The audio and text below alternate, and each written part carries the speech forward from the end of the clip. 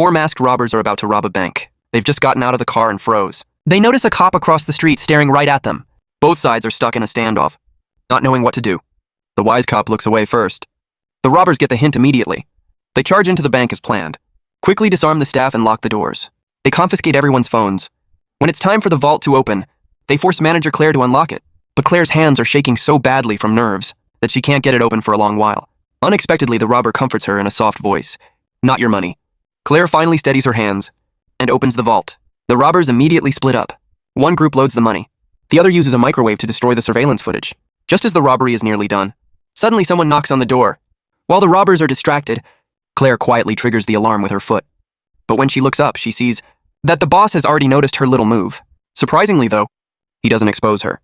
Instead, he signals his accomplices to get out quickly. But one accomplice notices that someone has triggered an alarm.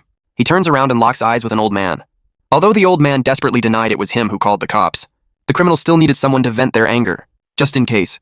The thugs took Claire hostage. They didn't take off their masks until they were sure the American police were following them. The boss even reassured Claire, saying, "Let me go when we get to a safe place." The boss's unusually considerate behavior made his accomplices laugh, but he truly meant what he said. He released Claire at the seaside. After all, robbery and murder are fundamentally different. However, his accomplice Jack spotted a potential problem. Claire's ID shows that she lives nearby, only 2 streets away from their hideout. She could recognize them at any time. Jack advocates for a permanent solution. However, the kind-hearted leader opposes it. He plans to personally test Claire the next day, to see if she can recognize him. However, this chance encounter made Big Boss fall deeply into it. When he confirmed that Claire did not recognize him, he even forgot his identity as a robber. He completely fell in love with her during their interactions. The two began dating frequently, like lovers. But Claire suddenly started talking about being kidnapped. He had mentioned seeing a tattoo on the robber's neck. Afraid of retaliation, he dared not tell the police. This left Doug on edge, constantly worried that his own identity would be exposed. The very next day, though, that tattooed accomplice, Jack, happened to run into the couple on their date.